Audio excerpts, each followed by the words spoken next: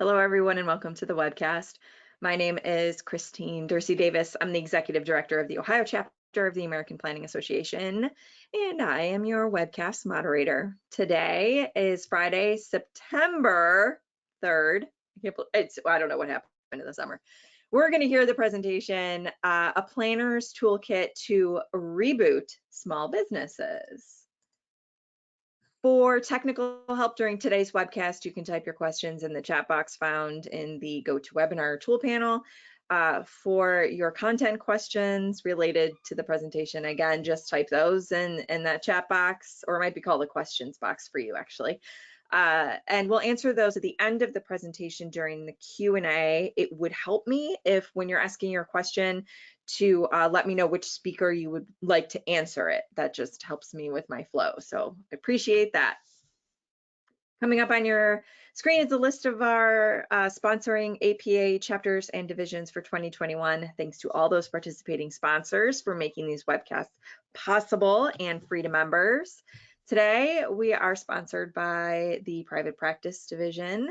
So thanks to you all for joining us today and for hosting. And you can learn all about APA divisions by visiting planning.org/divisions. Coming up next on your screen is a list of our upcoming webcasts for September. We are booked out throughout the rest of this year, actually, and we're starting to schedule some Wednesdays just to get in all of the great content, including another session that Ramona has put together. So we will look forward to that. You can register for these and all of our webcasts by heading over to our webcast website, ohioplanning.org/planningwebcast. Today's session has been approved for 1.5 CM credits for live viewing. You can record your AICP credits by heading over to planning.org, log into your My APA account, and from there you can either search by today's title or event number, both of which can be found on our website, ohioplanning.org/planningwebcast. And be sure to like us on Facebook if you're into social media. Just search Planning Webcast and we'll show up. That's where I post any important time or date changes, or I also post when we have new sessions available for you to register. So be sure to like us and you'll get notified. Also, we record all of our sessions and post them on our YouTube channel. So head over to YouTube, search Planning Webcast, we'll pop up along with our well over 350 recordings. And if you subscribe to us, then you'll get notified when I post new recordings onto our channel so that you can view them. That's the end of my housekeeping items. Again, if you have questions for our panelists, just type those in your questions chat box there, and we will get to those at the end of the presentation. So with that, I am going to turn it over to Ramona Malehi, who will kick us off today. Let me get that screen that I need. All right, Ramona, I'm turning those controls over to you.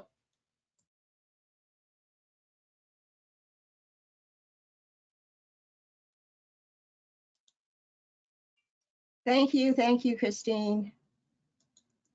So let me give a quick context. Small businesses, as we all know, are the backbone of our community. COVID pandemic in 2020 brought widespread economic disruption. Overall, businesses of all sizes were hit, and the country had saw a drastic decline in the number of active business owners. Downward demand shifts, health concerns, enforced policies forced many to shut down the business. Another fallout, women being pulled out of the labor force. Some businesses pivoted and were able to revamp their business model. COVID accelerated the digital evolution in e-commerce. Retailers were forced to establish strategic partnerships with third-party platforms. New behaviors were learned as capabilities for buying goods and services moved to the frictionless and the contactless. The massive infusion of COVID-19 relief assistance to small business served as a lifeline, as many businesses were kept afloat and jobs were saved. However, heavy demand overwhelmed government agencies. Now in 2021, the prospects of the labor market over the next year will really depend on the trajectory of the virus, limited availability of childcare services, and hiring incentives, such as higher wages as employers compete for talent.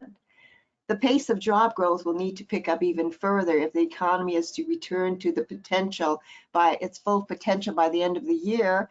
The wild card, the coronavirus.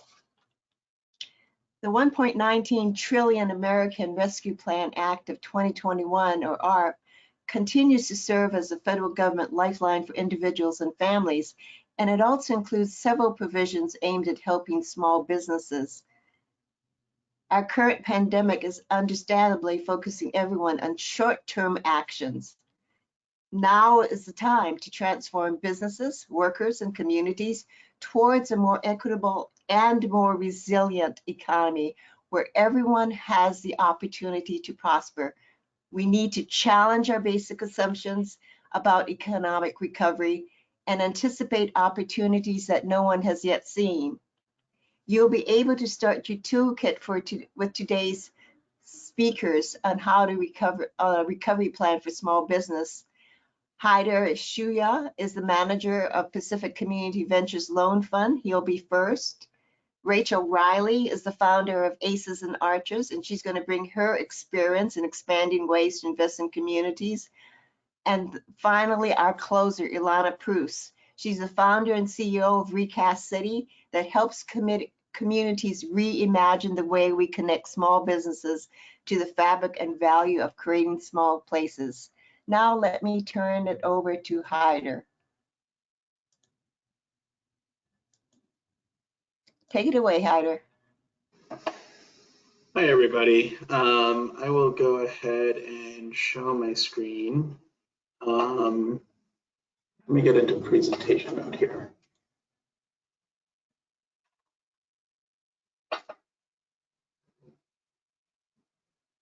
Are you all currently seeing my screen, Ramona? Yes. Looks like we're seeing your calendar. I don't know if you have two monitors or not. Yeah, let me change that really quick. Looks like you're pretty busy too. I believe we all are.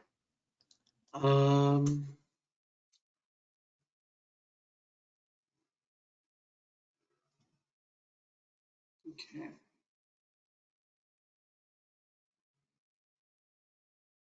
Okay. Are you seeing the presentation now? Wonderful. Just throw it into slideshow mode and you're good to go. Thanks, Haider. Wow, it's been a while since I've done one of these and I'm missing exactly where presentation mode is. Somebody can just go to slideshow, the tab slideshow. Boop, boop. There you go, and then from beginning. Perfect. Awesome. Okay, wonderful. Can everybody hear me as well? I'm assuming you can since you've been responding to my stream of consciousness. Yep, you're good. Okay, so hi everybody, I'm Haider Shuja. I work with Pacific Community Ventures. We are a CDFI based in Oakland, California.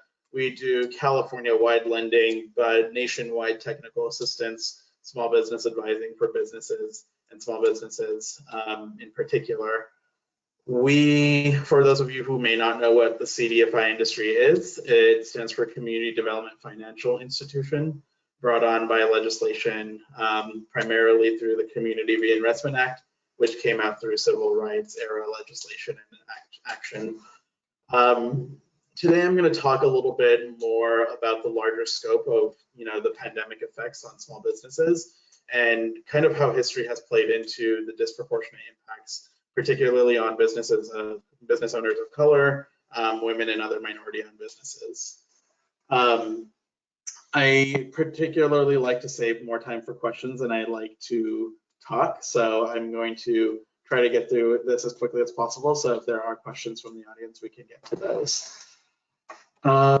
So some of the causes of those disproportionate impacts, primarily we saw that the pandemic-related business closures affected business owners of color at disproportionate levels compared to white business owners. Minority-owned businesses were less likely to receive the full PPP amount requested, and business owners of color, and so a big cause of this, not the entire cause, but a big cause of this is that business owners of color are less likely to have a relationship with a financial institution. And this is a number of reasons why this happens. So, as many of you probably know, the effects of redlining, disinvestment in communities, there's large distrust in financial institutions, given historical injustices, et cetera. We saw, particularly at PCV, that a lot of minority-owned businesses were coming to us looking for lending capital, for debt capital, to support their businesses during, the initial shutdowns. And a lot of them came to us without full-on books or without full infrastructure of their business particularly built out. And there's any number of reasons for this. It can be financial education, it can be resources available to them, it can be business advising and technical assistance not available in their language of choice or their preferred language or more dominant language. So all of this sort of compounds in a crisis environment, and when the government's mobilizing at full pace, it's harder to get those individuals that may not have that alignment with government programs or the resources available from the government to get them through the pipeline. So we found that the PPP program wasn't particularly as effective for minority-owned businesses, once again, for a number of reasons. And, I'll talk a little bit more about our own pipeline and how we saw, disproportionate effects in our own pipeline and what that meant for us and how we tried to mitigate that. I wanted to dive a little bit deeper on the historical effects of redlining.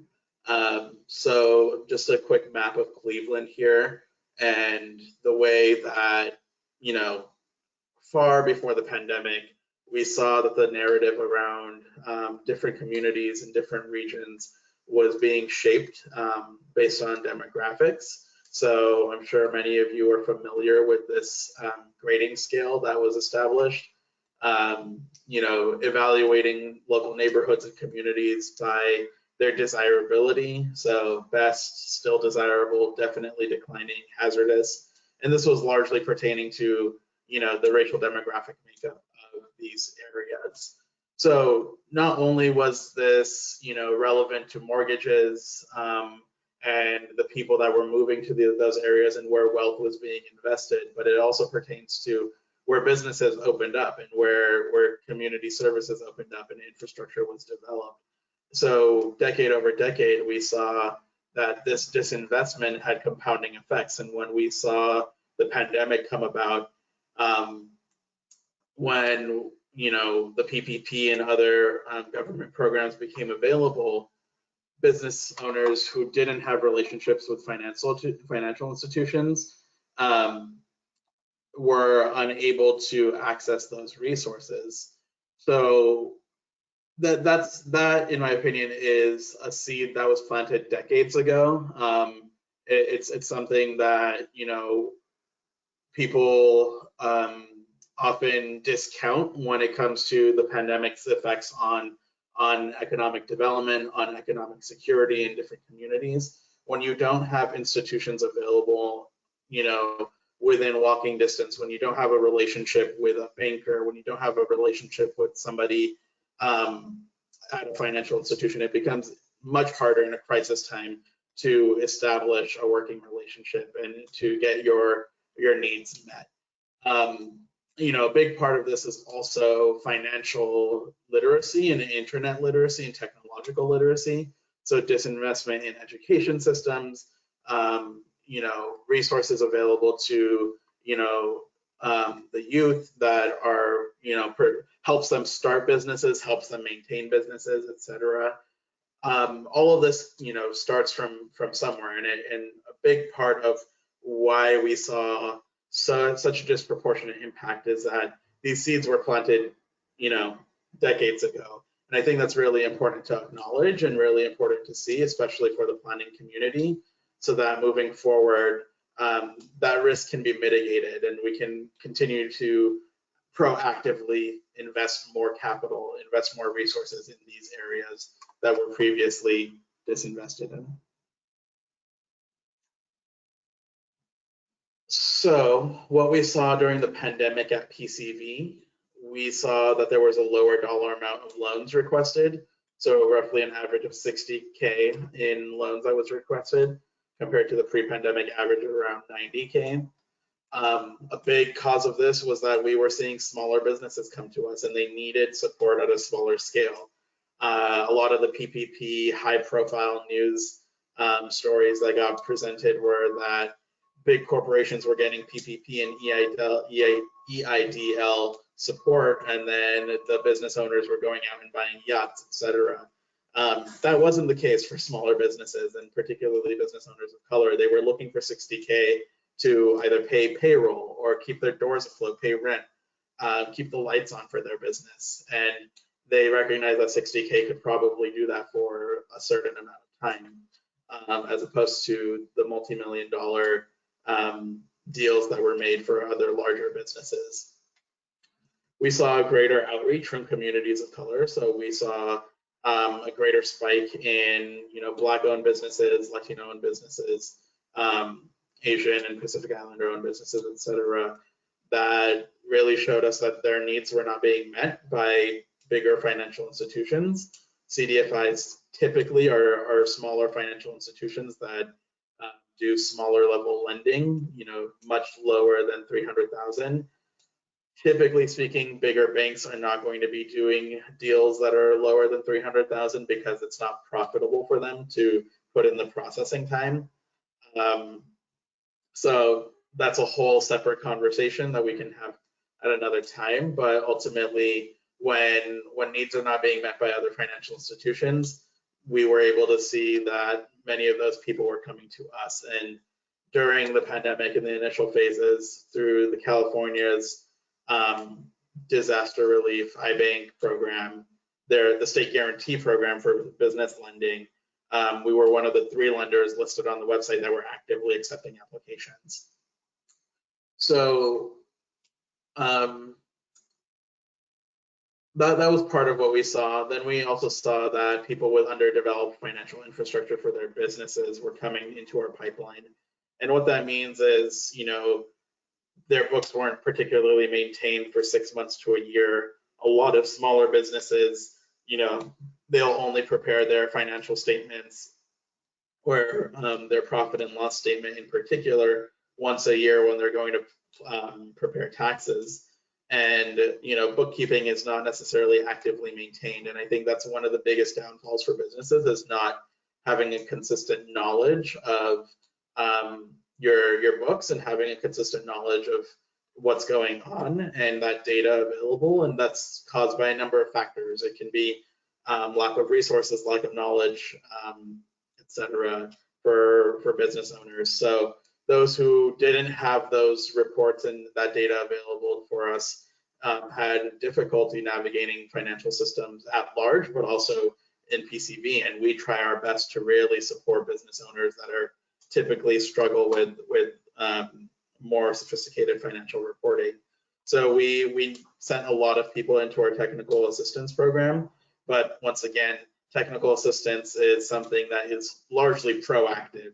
It's not something that can always be mobilized in a reactive manner for a pandemic or for a crisis like this. So really investing in that knowledge at the community level, at the city level, at the regional level is important from in a proactive way, and making sure that people have the knowledge they need, or at least access to the knowledge that they need in order to support their business in the long run. The takeaway for us, and that I think is really important for planners, but really every community member to know, is that it's important to support CDFI-centered legislation, such as the Community Reinvestment Act. Historically, the Community Reinvestment Act has seen a lot of lobbying from various high-level financial interests. Building financial infrastructure into communities, so community banks, Black-owned financial institutions, CDFIs, etc. And then internet and financial literacy development in education systems, making sure that school systems are really planning ahead and making sure that students are getting this knowledge so that if they do choose to own a business one day or develop a business or buy a business, that they have the tools necessary, or at least the launch pad necessary to access the resources that they'll need moving forward. And then different ways that we can support infrastructure for small businesses, tax benefits, city and regional support programs. The city of Oakland and much of California had restrictions on evictions for business owners as well. And then mitigating obstacles and challenges pertaining to storefronts that are come about with construction and infrastructure development programs. This is something that happened pre-pandemic as well. When you have, large transit programs going up, it can really be disruptive to foot traffic and for small business owners and retail storefronts. And always consult the stakeholders in new projects. So something that we did in California, well, particularly in the Bay Area and I think in cities nationwide, was a slow streets program where we shut off streets to vehicle traffic and opened it up for people to walk in open air environments and maybe use open air environments a little bit more for businesses, for outdoor dining, etc. Really consult the stakeholders who are going to be affected in these projects well before they're implemented.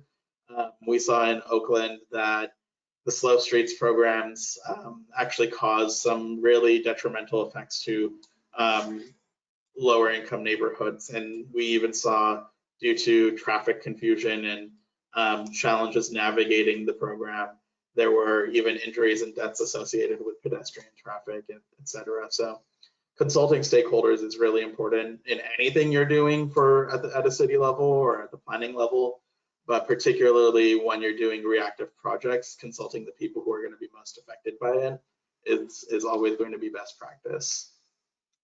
So I want to make sure that my colleagues have time to present as well, and that we have time at the end for plenty of questions. So that's it from me for now, and I'll go ahead and pass it on to the next person.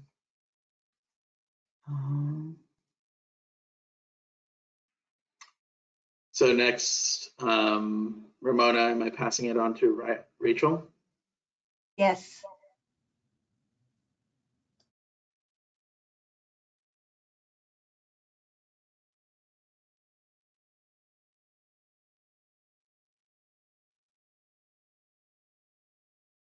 So, hello everyone. I'm hoping folks can see my screen pretty shortly here, if not already.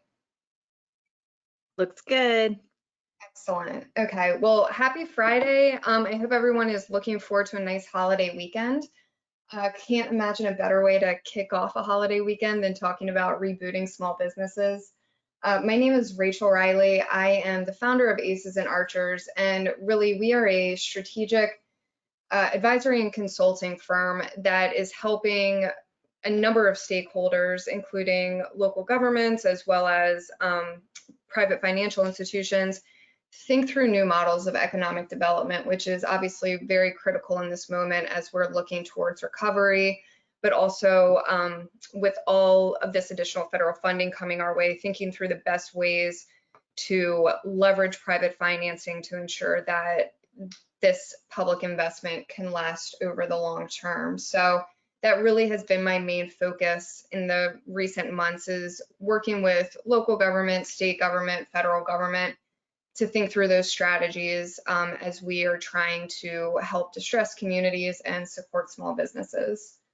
So I will go to my next slide here. There are a few, three programs really that I want to talk about today. One is the Buildback Better Regional Challenge.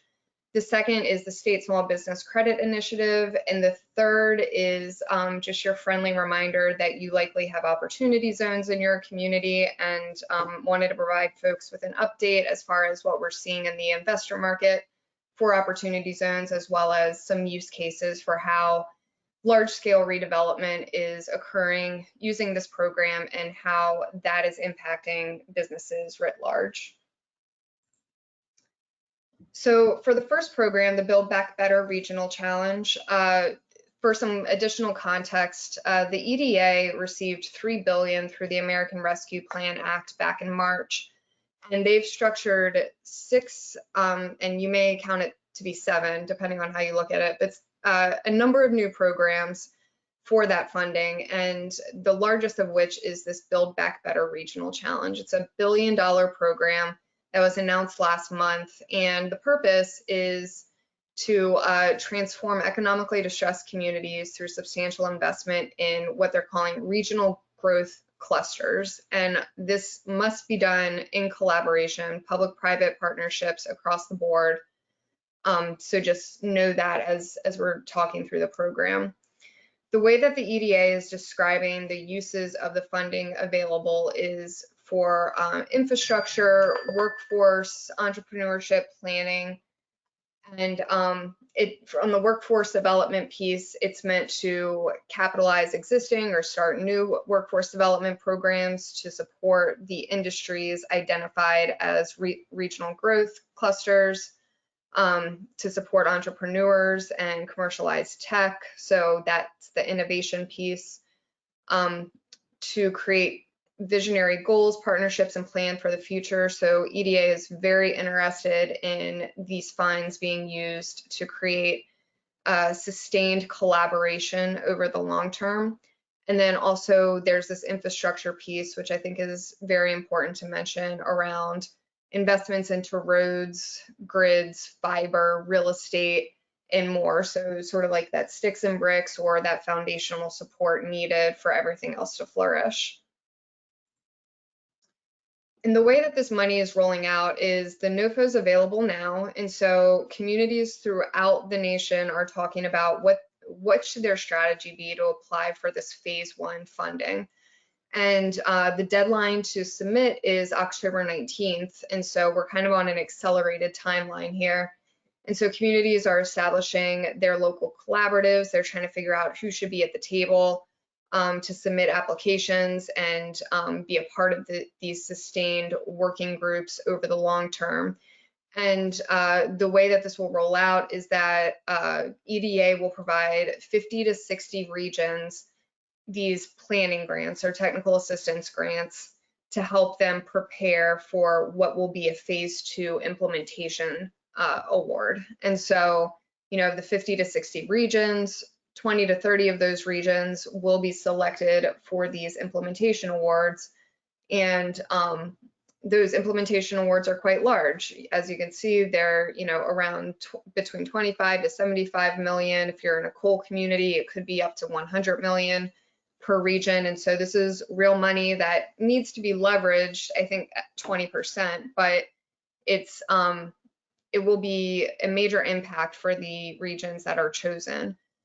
I want to redirect you guys to the phase 1 piece of this, because all of these regions will have to use their CEDS in order to submit, or CEDS equivalent. And so some of the planning that's been done already is going to be used to support submissions for these 50 to 60 awards. And then a lot of that award money, that 500,000, will be used, as I mentioned, for planning purposes. And so as this program is really meant to strengthen the local economic ecosystem, support startups, support small businesses, I think this will be a very powerful program, and I think that all planners should be at the table now for these discussions, so that their visions, as represented in CEDS or otherwise, are reflected in what is submitted for those October 19th submissions.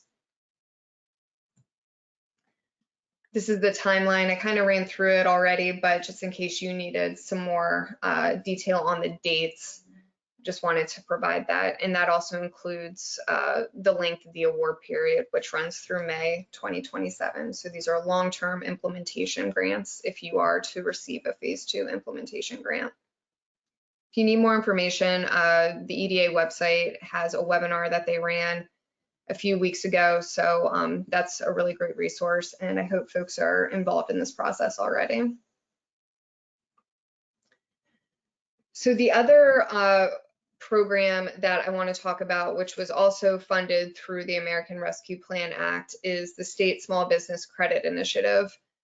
This is a round 2 reauthorization of a successful program that was run back 2010 through 2017.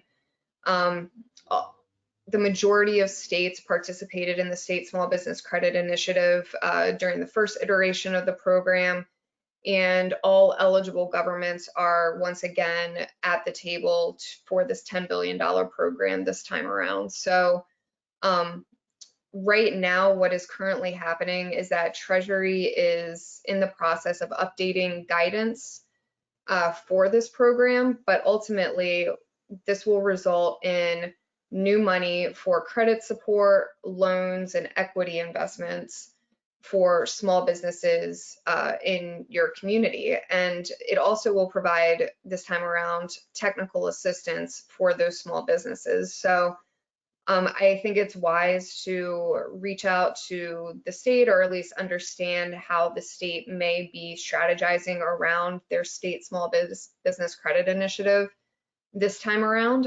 They will apply for their allocation once program guidance is issued, which we anticipate any minute now. And I think the way that planners can be really thoughtful in helping and support this is understanding how their states are thinking about where they want to direct funding, and ensuring that there is space, affordable space, appropriate space available for those small businesses to thrive once they do receive this financial support from these programs. This is a 7-year program as well, so it has a long tail.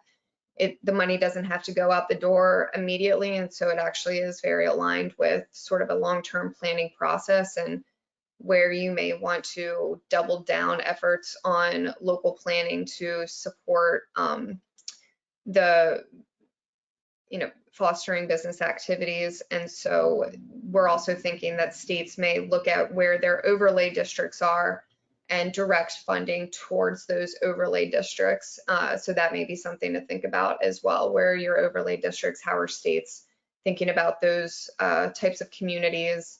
And if you don't have overlay districts where you think that there's a need for additional small business funding, maybe how can you be thinking about supporting state activities today?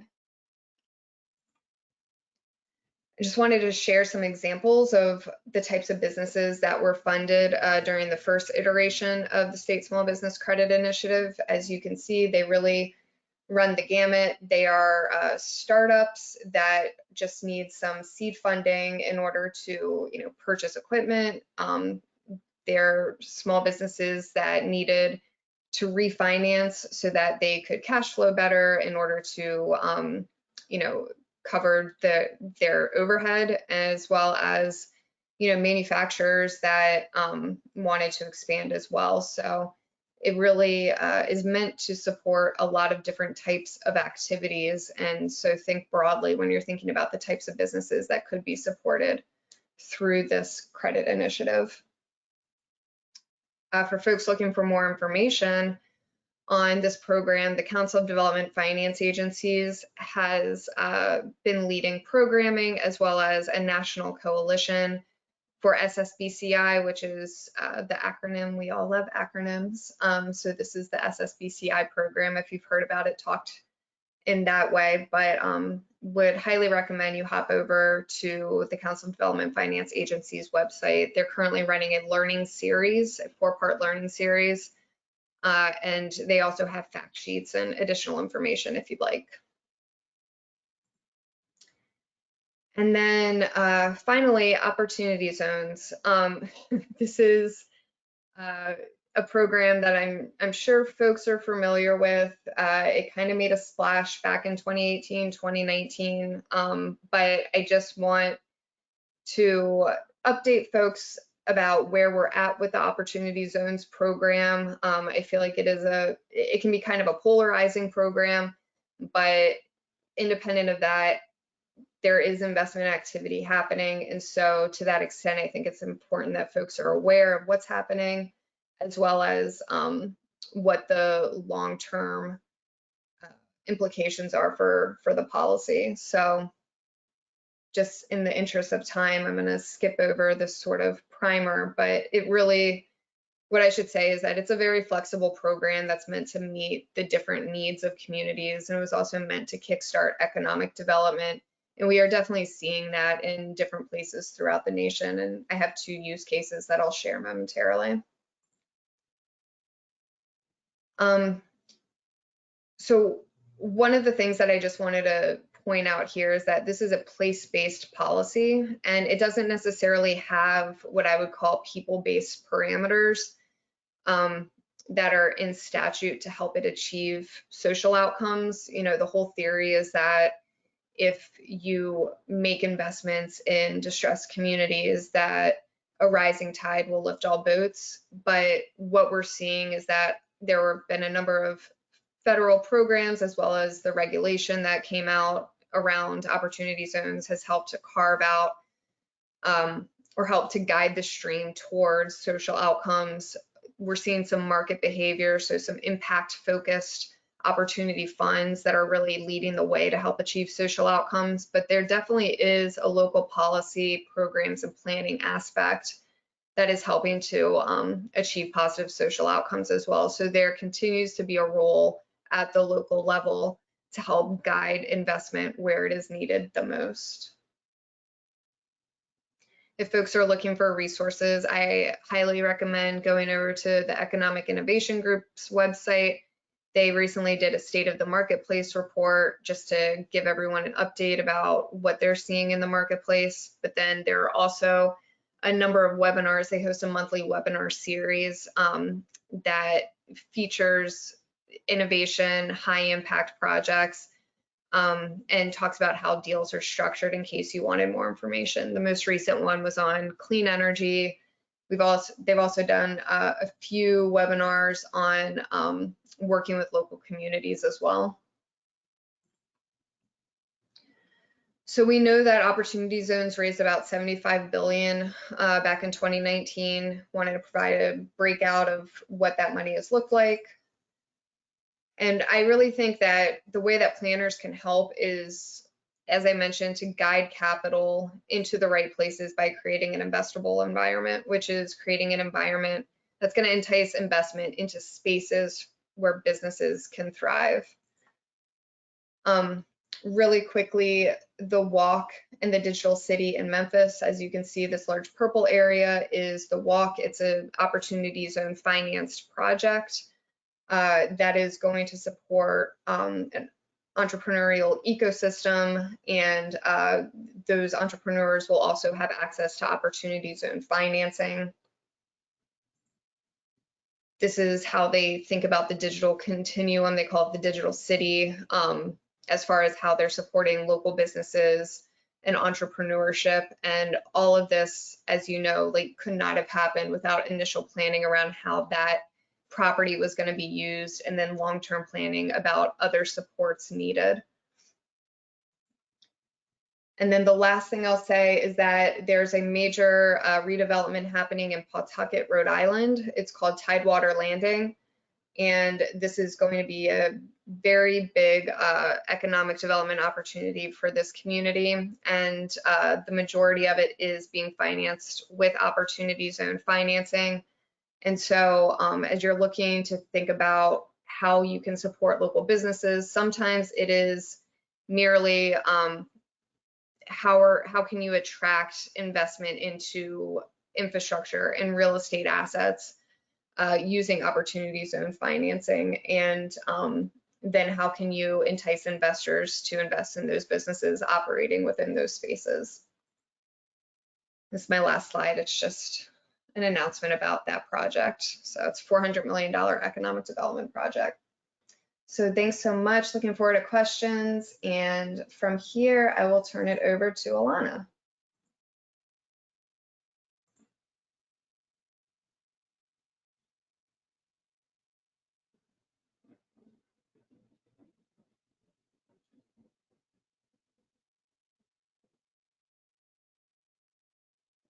I'm coming, just working through the technical pieces.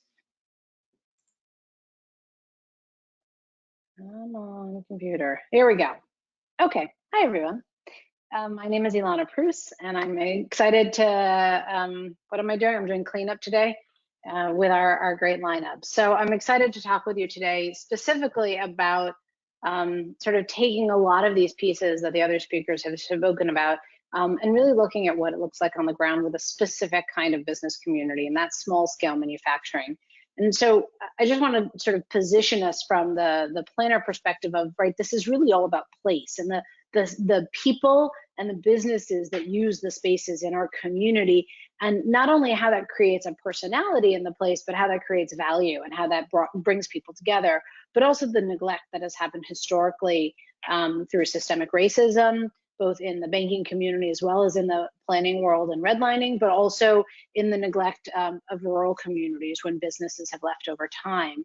And that the pandemic has really added to these challenges, and saying we're in a tough place to start is an understatement. But I want to just walk through very briefly a little bit about where we are today. And I know everybody, it's almost hard to remember how long we were closed last year because this sort of amorphous reality of the pandemic is hard to remember. But remembering that over 40 million people filed for unemployment last year, and that millions of people this year are leaving jobs because they're not giving them the quality of life they want, they're not giving them benefits, they're not giving them a living wage, and that the vast majority of our counties, even before the pandemic, we're really seeing this loss of adult age working population, and what that means in terms of our local economies and in terms of our place, in terms of filling storefronts, in terms of foot traffic, in terms of investing in our places and who is paying attention to it.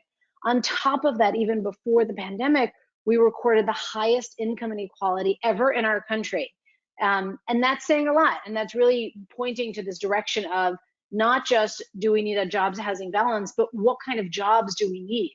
That we've, in fact, as a country, been creating more high income jobs and very low wage jobs and very little in the middle. And what does it mean from a planning perspective, I will ask, and you can think about, what does it mean from a planning perspective to create spaces for middle income jobs, and what does that look like? Additionally, we have an enormous racial wealth gap that I think as planners, we have a responsibility to take on. And the estimates around this are really go from 6.5 times up to 10.5 times, depending on which study you're looking at, but an enormous issue that we need to take on nationally.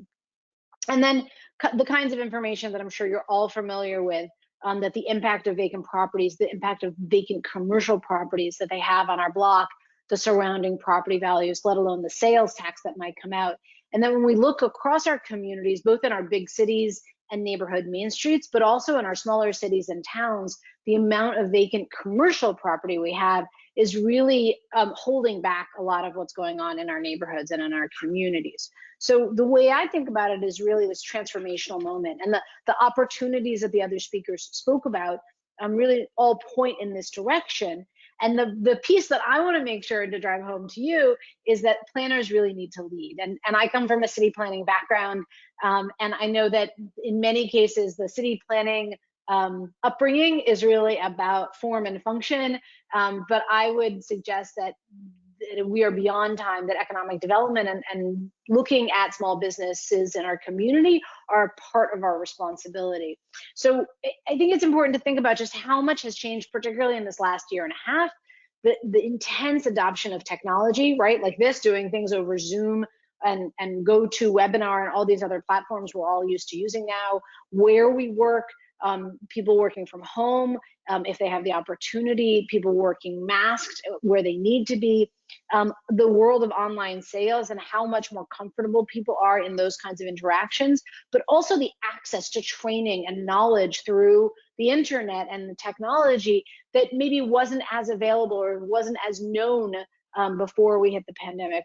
And then on top of that, the American Rescue Plan money that's coming to our communities and some of the funding sources that both Rachel and Haidar were talking about, and the responsibility that Ramona was talking about as well. So the question that I really ask is, how do we help our main streets and our small businesses thrive as part of that? And to me, it's really all about building a local economy, but building a strong place, right? My background is all place-based. Well, also making stuff, but on the left, you can see me in this amazing electric blue dress that my mother sewed for me when I was a teenager. Yes, I had very short hair at the time. She knit, she sewed, she quilted, she painted, but she also taught us all how to use a drill and how to fix things. And on the right is this wonderful opportunity I had now a number of years ago to give a TEDx talk all about the economic power of great places. So my background, along with these other kids that are mine, that I also teach how to, use drills and build stuff, which is a key part of it. But the work that I do, I take everything that I learned around smart growth and city planning and reinvesting in our communities, and I come at it all from a perspective of small business, particularly looking at small scale manufacturing businesses and how they help us fill storefronts, create more wealth building opportunities for more people, and build community pride. And that's what my firm Recast City does nationwide. We work with communities hand in hand to bring these kinds of businesses into a main street or include them in an economic development opportunity in the community. And I know we can't all sit around a table right now, but we will again soon. And so this is as close as we can get. So I think it's important to think about as planners, what are we doing to grow our economic base with these small businesses? How are we helping them survive with, the small businesses to survive right now? And then also, what are we doing to attract families into town? And I think we all understand what it really takes, right? It's these downtowns that bring people together. We want people to feel included and part of the success. If anybody has never looked at the study called Soul of the Community, it shows you these are the reasons why people were tied to a community. They want to be part of a place that looks and feels cared for, and they want to be part of that success. And so as we're looking at how we support small businesses during the pandemic, we're not even coming out of the pandemic, but that also, what are we doing for the places where these small businesses go? We know these are elements of what we need. And historically in economic development, we've had a one-size-fits-all model that really hasn't worked for a lot of places, where it's only about recruitment, it's only about technology, it's only about one building type that's always going to work. And we know that that's not true.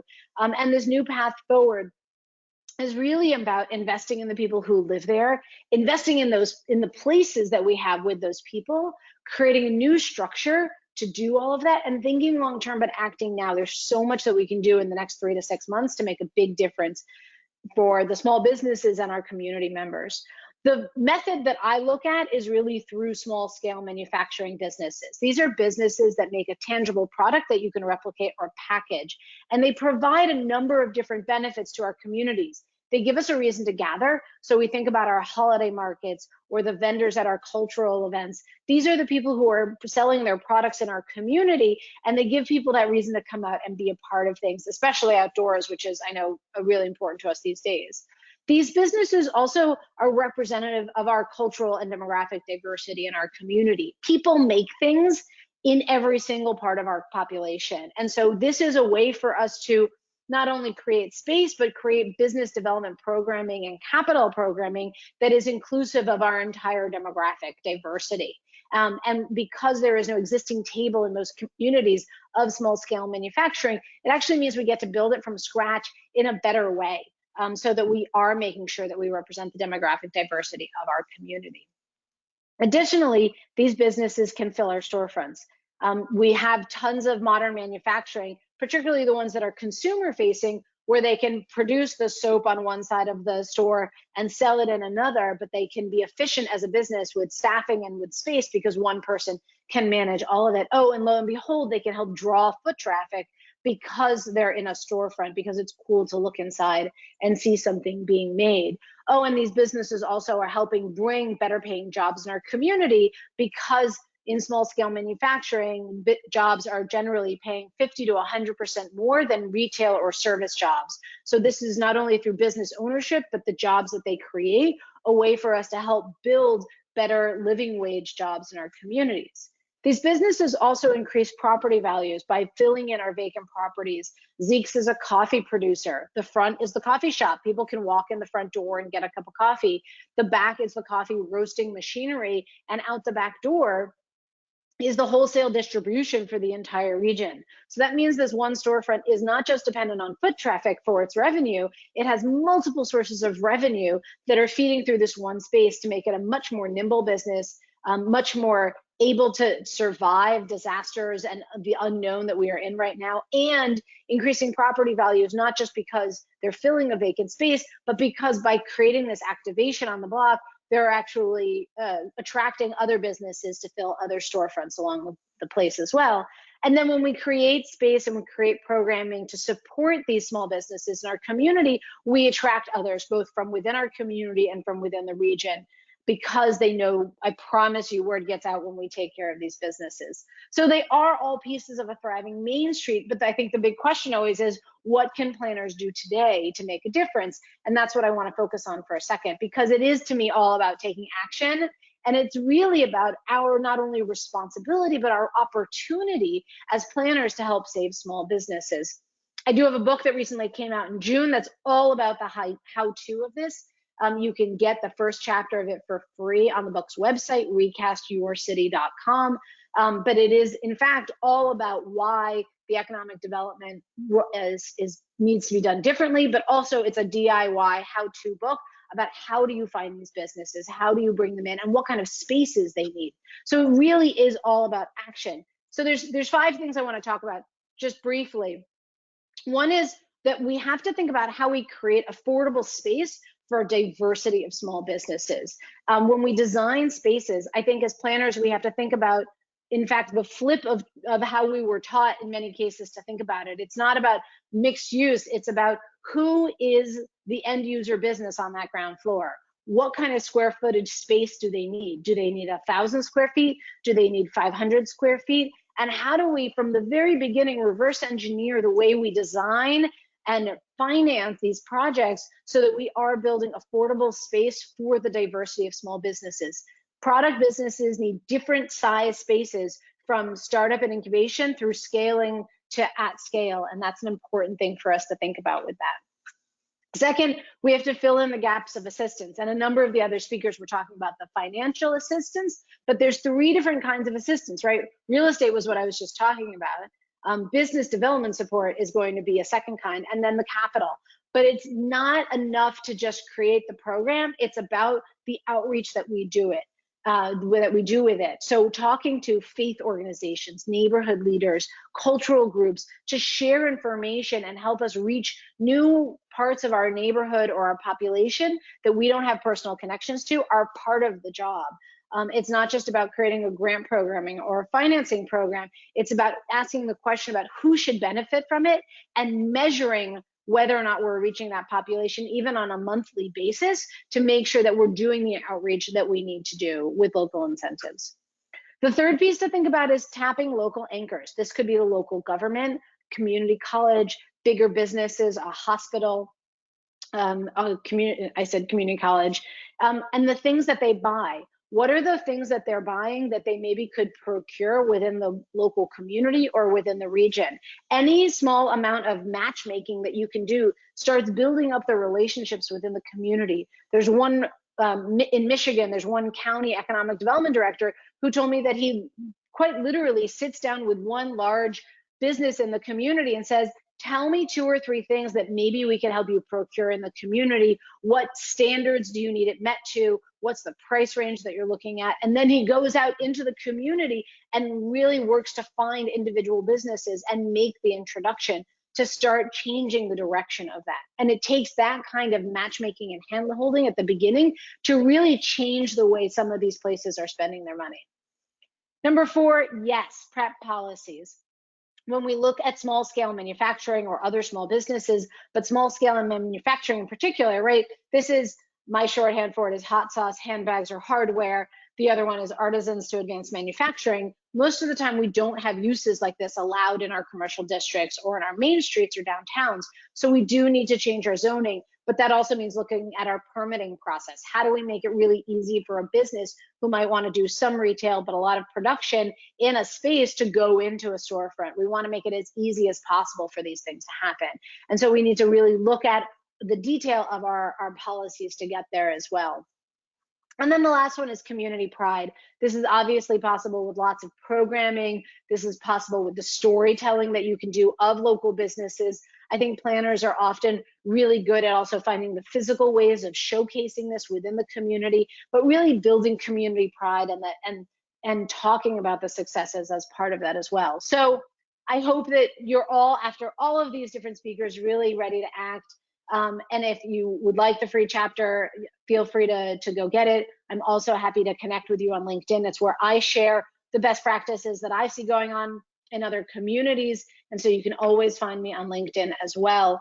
But for me, this is really all about how are we making places that people love to be? How do we make places where people want to spend time? How do we make places where people want to come together and feel like they belong there? And planners have an enormous role in creating that outcome. But it's also about creating spaces for these businesses where our business owners can feel proud of not only of the business they're creating, but of the jobs that they're creating, of the good, better paying jobs that we're creating in our community, so that people can step up and be leaders in our community and help create these policy changes. And that's really, to me, a major role of planners in our communities, is to not only convene these people, but to find them and to really bring these answers to leadership within the community, so that we can make great places that people are proud to call home. And I think that we're at this really transformational moment to do it in a way that is inclusive and really reflecting the heritage and the culture in our community, and to create more opportunity for more people, better than we did in the past, as part of our answers. So thank you very much. And I will stop sharing my screen, right? Yeah, thank you. So I think that's it. Let's dive into questions, shall we? If everyone wants to throw those webcams back on, we can answer a couple of questions here. I need to get my camera back on, and it doesn't want to work. Okay, first question. Here I am. I'm thinking this one is for Rachel. I think it would, maybe it's not. Who talked about opportunity zones? I did, yeah. It was me. Okay, good, excellent. I got it right. Okay, why? This question is, why are opportunity zones considered to be a polarizing program? How much time do we have? No. I think that the polarization was largely political, because even though it was a policy that was developed under the Obama administration, it was passed as part of tax reform back in 2017 and largely launched under the Trump administration. And so, you know, the beauty is in the eye of the beholder. It is a tax incentive on capital gains for folks that invest in distressed communities and businesses. And so, you know, I think in addition to political polarization, I think there's also critiques around who gets to invest and how wealth is generated, and whether or not value is retained by the community over the long term or not. So I was in the trenches for about 3 years with the policy. Those are my Clips notes. But, you know, I think either way you look at the policy, it's important to just be aware of it, because activity is happening, and it can be a tool when wielded by the right people that is very powerful. Did that answer? Yeah, did anyone else have any comments about that from our panelists? No? Okay. Folks, if you have questions, I see a couple people that have done like the raise hand function. Please type your questions in if you have them, and I can get those answered. And we're low on questions, but I know I have a bunch. But do any of our panelists have questions for each other? I guess I didn't give you a whole lot of time to think about that. I'll just say, think about it. So I'm in Cincinnati, and Hyder, I saw something from Pacific Community Ventures pop up in a volunteer database in Cincinnati. So I guess I was excited because I always think Pacific Community Ventures, you guys are only based on the West Coast, but to see your presence here in Ohio was very exciting. So more of a plug and less of a question, but. Glad to know our nonprofit marketing budget's working for us. Yeah, and for anybody who's out there that might be interested, Our business advising platform is a technical assistance program that is nationwide. We leverage volunteer business advisors, and many of which are entrepreneurs themselves, that can advise and provide some guidance for entrepreneurs looking for support in specific areas pertaining to finance, marketing, you name it. So yeah, just a little plug there for that. That's really awesome. One of the things I think is really exciting to build on that is that I think from a planner's perspective, we rarely think about the role of CDFIs or a regional revolving loan fund in its ability to help us connect small business owners with capital to buy their property. We rarely think about who owns the commercial property, and especially at a time like this, owning commercial property for your own business, in fact, can control your costs over the long term. And so the EDA revolving loan fund and CDFIs, I know, are very forward thinking in how do we help the small businesses become the property owners for themselves, and then obviously be able to have space for other folks as well. So I think that finance side is a really important piece for folks to start thinking about. Alana, you just teed up quite nicely a question that I had for the panel. And that is, with COVID, and particularly with small businesses who might not have a lot of liquidity, any closure or lack of business, and they might not be able to pay the rent for their business. So let's say that they don't for a couple months, and the business owner or the owners of the property are lenient with them. How in the long run, how is that affecting the owners of the property within the community? What do they do how do they pay their bills then? And does that affect the local community, or is that more of just like a bigger picture issue? Have you seen how that impacts? I've seen it from a macro perspective, more around how investors are thinking about what type of assets they finance. And so, for example, I've seen a number of projects that originally envisioned a substantial component of commercial or retail space pivot to instead include a healthcare center. And so I think that, one of my high level takeaways is that there may not be enough stock of new and affordable and updated retail and commercial space 5, 6, 7 years out, because so many people pivoted uses around their asset types. And that will have an impact on local community and what type of small businesses can remain in the community or launch in the community as space needs to be revitalized and is not adequate or available. I mean, I think we're seeing places that never had to negotiate about what their lease rate was. That they considered prime 5 years ago. They're more or less telling me they'll take anything at this point, which it's not actually true. But I think our retail commercial uses have changed so much over the last 5 years. Chain stores have consolidated to only prime locations, and even the prime locations have consolidated on top of that. That how a space is used is really different. And so I think when you find local or regional property owners, they're much more open to negotiate. If you can't pay it now, let's negotiate it down now, and then let's backload it over time so you can catch up later on. So I think that's what we're seeing in a lot of places.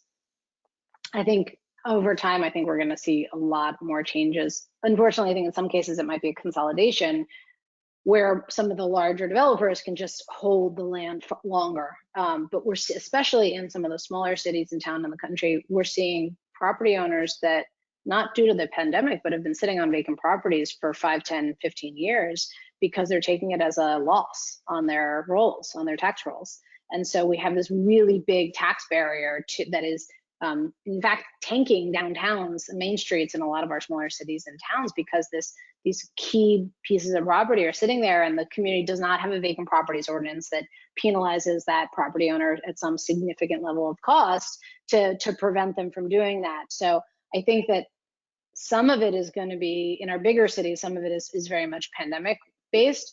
But I think that the change in the retail sector and then the tax rules are the bigger, I think, the bigger game of what's going on. This might be a skosh off topic, but I'm curious if any of you have any experience with or heard of real estate crowdfunding. I recently read an article about that, and I don't know, it kind of piqued my interest, and I'm not sure how.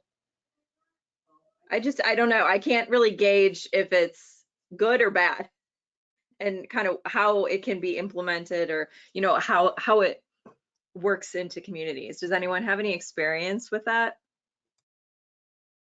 Yeah, I think the Jobs Act was the important piece of legislation that allowed for real estate crowdfunding, and immediately after it was passed, there's a group called Fundrise based in DC. I know Ben, and yeah, very well. So they're a great organization to check out, and I do think what it does is it lowers the threshold for investors to invest locally, to invest in real estate, to create wealth. Investment decisions are still being made by the fund manager, by the REIT. Obviously they want to raise capital, so they're going to choose projects that are of interest to the community. I think that should be a motivation, but there have been a number of other iterations of Fundrise type efforts since over the past couple years. There is actually a REIT that is also crowdfunding real estate through the Opportunity Zones legislation. It's called Bell Point. It's a Regulation A offering that allows for investments of non-accredited investors of at a minimum of $1,000, which I think is an important proof point in the market.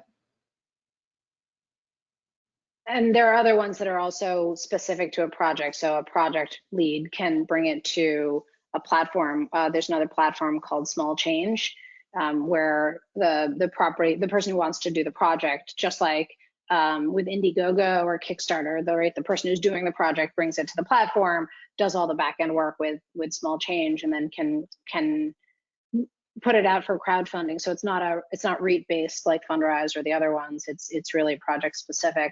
I think it's great. I think it is a really exciting opportunity for people to invest in their own community. I think that there's an equity issue though, right? If a community already has a lot of funding behind it, it might be easier to fund some of these projects. And if a community does not have a lot of funding, this is the same problem we see in entrepreneurship. When people are starting a business, they're expected to do a friends and family round. But we know from research that is not, friends and family round is not equal across our demographics, particularly across racial divisions. And so we could see the same thing happening within the development community. That being said, there is an in between. So I do think that real estate crowdfunding is an exciting opportunity. Haidar, I don't know if you guys have ever partnered with any of the development, any projects that have also used that as part of it. No, but the Bay Area CDFI ecosystem is really, there's a lot going on. There's conferences every year here that really talk about some really transformative and innovative programs similar to this. Community land trusts are another really interesting topic that I don't know a lot about myself, but it's a growing area. There are a few organizations in the Bay Area. So we work with Community Vision, which is, they're also a CDFI, but they work with businesses that are, looking to buy their property and supporting them through that, and also providing consulting and build out assistance. So there are programs out there. It's really a matter of finding what works for the community and who's involving the stakeholders in the process. Thank you. How can planners support community development financial institutions? The CDFIs, yeah. How can they support? What can we do? Yeah, I think anytime that a planner is involved in economic programs, there's very likely to be a CDFI in your state that is, working closely with business owners or working closely with real estate development. CDFIs touch a lot of the economy in various sectors, so even mortgage lending, traditional banking programs, etc. So making sure you're building out those networks and building out those lines of communication, I think, is going to be foundational and really important. Knowing who's involved in the ecosystem and who's making those decisions. I think that's first and foremost. And when planners are working with firms or whether they're working at the government level, really building out those connections and that network is really, I think, going to be foundational first and foremost. I also think planners have to realize that we're connectors by nature, right? We're always connecting the dots. We're always translating across these different fields. I always describe myself as a translator before I ever actually talked about myself as being a city planner. And I think it is really important to think about, no matter if we're in the public sector or the private sector, we're always seeing things cross-disciplinary. I think it's just the nature of the work, and being prepared to continue to make connections in the financial institution direction, I think is another tool for us, and one that planners either, from my experience, planners either go in the finance direction or they completely don't, and that there's in fact a bit of a divide in the planner training world, and so part of our responsibility, I think, is being comfortable enough in the language of the CDFI or of the land trust to be able to say, I hear what you're trying to do. A, have you spoken to this person or this person? And those informal networks and the relationship building that we can do, because ultimately the financial answers are all based on relationships. Somebody has to be willing to trust the system, trust the person. So much of this is about trust and relationships. That the more that our planners can also be that connector, I think can be incredibly powerful. Yeah, and the thing that I always think about planners is like the work of a planner is to set the table and create the vision for the future that you guys want to see in your communities, right? And it never just stops there. It's been my experience. It's never just like, okay, the plan's done. What's the next thing? It's like, the plan's done, but I really want to see this plan come to fruition. So what else can I be doing to help actualize this? And to Alana's point, a lot of that is facilitating the connections. And to Hyder's point, I think that is at the very beginning, ensuring that CDFIs are at the table and in the room, because you want them to have skin in the game and stake in these long-term projects very early. So they are creating those relationships and things can actually happen. This is a good question. Have opportunity zones been used in smaller rural communities where property values don't appreciate, so capital gain taxes aren't significant? Yeah, so my favorite opportunity zone story right now is from Harvey, North Dakota. It's a town of 1,700. And back in 2018, they hired an economic development official, which wears many hats because it's a town of 1,700. So he also does a lot of planning work. His name is Paul Gunderson. And since 2018, this town of 1,700 has had 31 new businesses open in the town. And it's really been his vision, supported by locally generated opportunity zone investments, that has moved this activity forward. Not all of these businesses were opportunity zone financed, but a lot of the Main Street revitalization efforts were financed with opportunity zones. And then the opportunity zone investors finance the businesses located within those spaces as well. And where this money came from is actually, Harvey says they're 60 minutes from everywhere, which means they're 60 minutes from nowhere.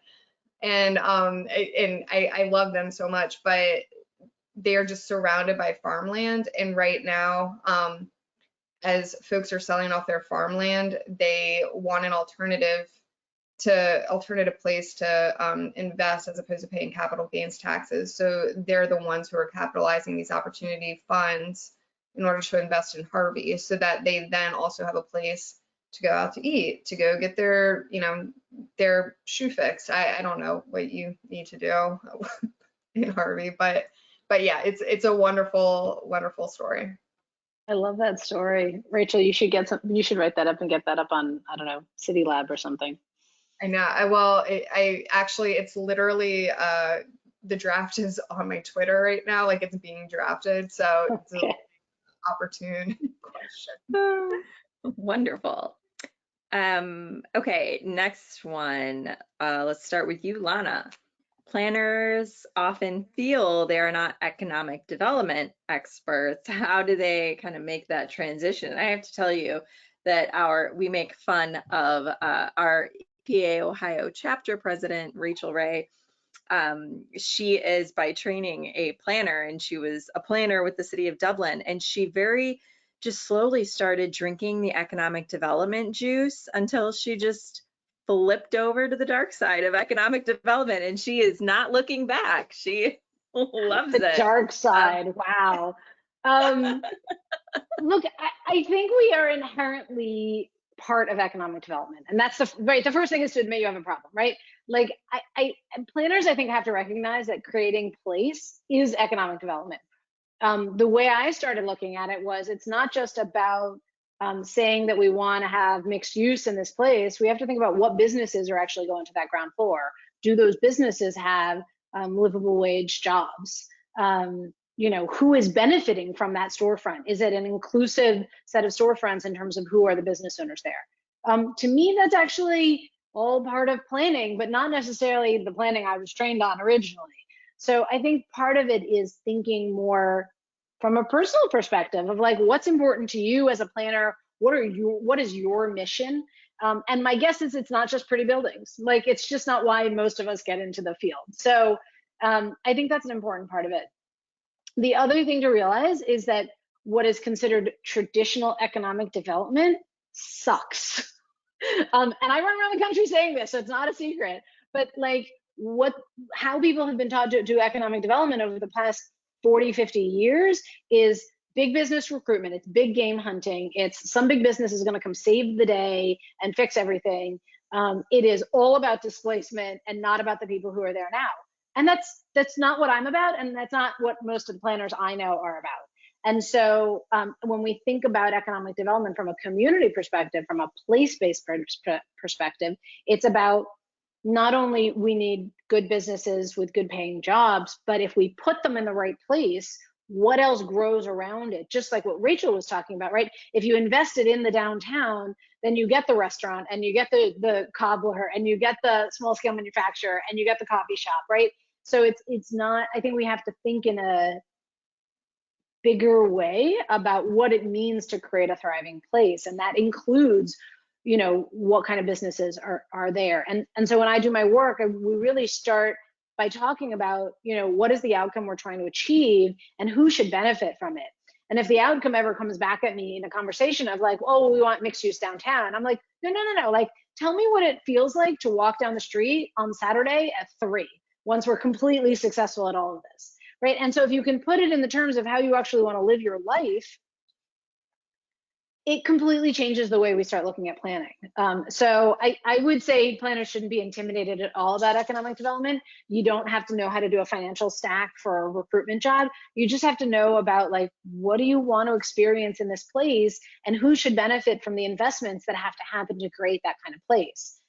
I think about all of this in very plain English, and if anybody does want to look at the book, you'll see the book is Like I Talk. It's very straightforward, like how we talk about it. If you find the Princess Bride joke, you can email me about it. But it really is just about, it is much simpler, I would say, than anybody thinks. So, and if we do it the right way, it's not the dark side. But I do think that at minimum, it's really important for planning professionals to talk to the people doing economic development and small businesses. Yeah, and I'll say increasingly, my conversations with economic development agencies, they understand that they can't just roll out the red carpet for large corporates anymore at the back and expense of everything good that's already happening in communities. And in fact, that place matters to those large corporations, because those corporations have big concerns around employee attraction and retention. They want to make sure that the place around their headquarters or their offices is, safe, is welcoming when they're, bringing folks in for meetings. And so they care about place. They want to make sure that there's a coffee shop that they can run to, that there's enough housing across the spectrum of needs in order for their employees to live in. And so we're actually starting to see a lot of large corporations make private investments into, I would say, community-driven projects locally because they care about place. And so a lot of the old economic development model is dead. And I think that it really is a new day and an opportunity for everyone to merge their core competencies.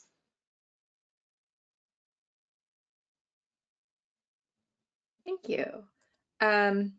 Okay, this question. I heard that only a fraction of the COVID relief dollars for small businesses has been given out.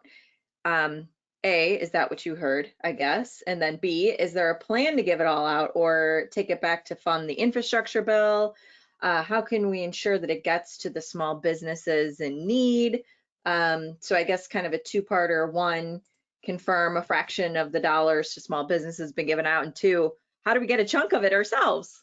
Yeah, this is a multi-part, again, another longer conversation, but from my seat, I'm seeing a few things. I'm seeing, number one, all of the money that's been approved has to go through a regulatory process. So the agencies that are putting money out, they have to structure programs around how they're deploying the money, and they also have to develop regulations and guidance for those programs, and that just takes time. That's one piece of it. And then once the money goes out, I think you're seeing a similar process at the state and local level.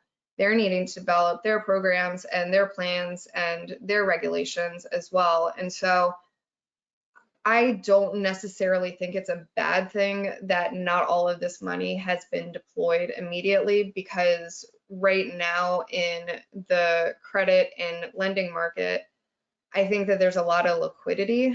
And so I would rather, unless it's just straight subsidy, which I understand why we need to get straight subsidy out, if it's more like lending, support, credit enhancement, equity investment type programming, I'd rather us be really thoughtful as an ecosystem about how we deploy that money over the long term and how we're preparing for 3 years out, 4 years out, when folks need to refinance some of this debt that they maybe have collected over the past couple of years.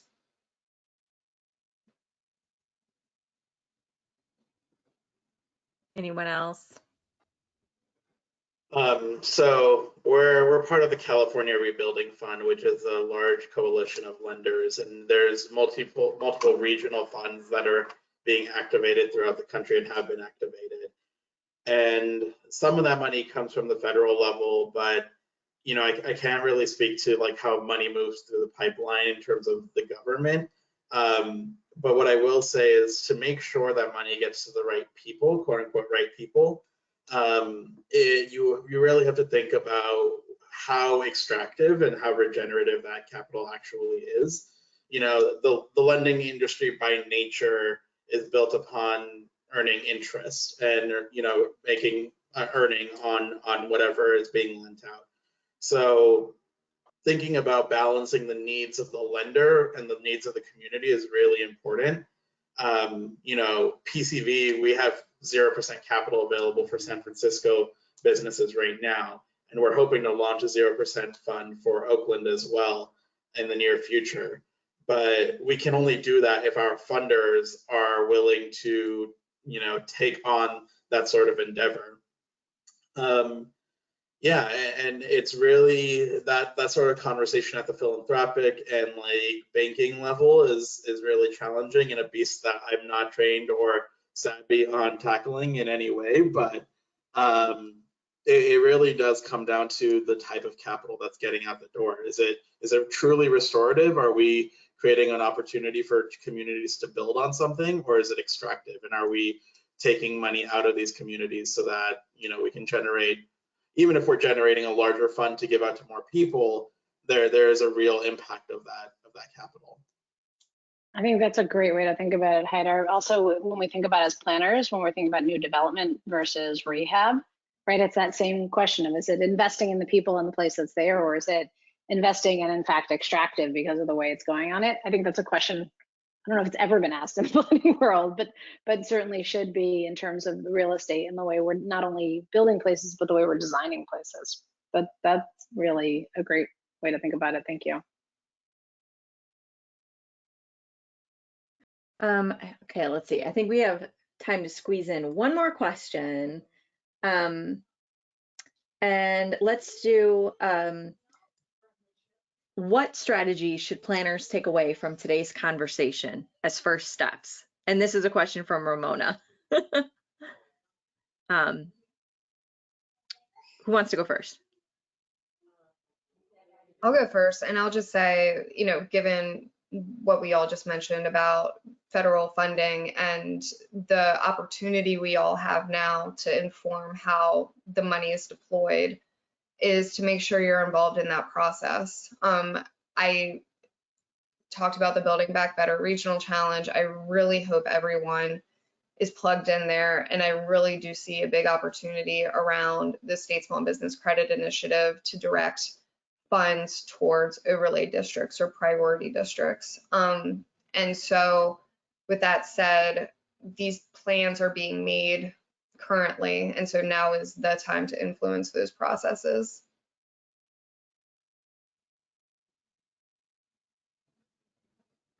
And good luck. Haidar, you want to go? Sure. I would say, you know, coming back to the point of building those relationships, it's all about micro level community building. Everything is local, and you know that's cliche, but it's true. You know, you can't build bigger systems without local connections, and you can't take action without, you know, building coalitions. So I would say really develop those relationships for planners, for students, etc. Whoever's listening, it's about building those relationships with the right people and making sure that your values are aligned so that you can build that force and build that momentum for that different future that you're hoping to create. Oh, I love that.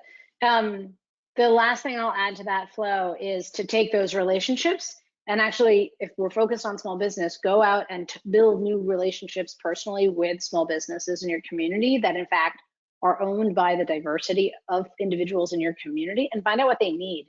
What do they need in space, in terms of spaces? What kind of locations do they want to be in? And then take a look at how you're actually designing spaces and building spaces or rehabbing existing spaces, the incentives that you have in place for that development, and see if they match. And if they don't, start fixing those pieces. Okay, guess what? It's 2:30 my time, so we already have to wrap up. There are more questions, and this was a great conversation, though, and I thank you all for joining us today. Lana, Haidar, Rachel, Ramona, I know you're hanging around in the background somewhere, the Private Practice Division of APA, thank you for hosting this. This was a really great discussion. Don't forget, folks, to log those CM credits. And we are recording this, and I'll post it up on our YouTube channel. It'll probably pop up on Monday. And I'll have a combined PDF of today's slide decks on our webcast website, ohioplanning.org/planningwebcast. Everyone enjoy your long weekend, stay safe, and we'll talk next time. Thank you. Bye. Bye-bye.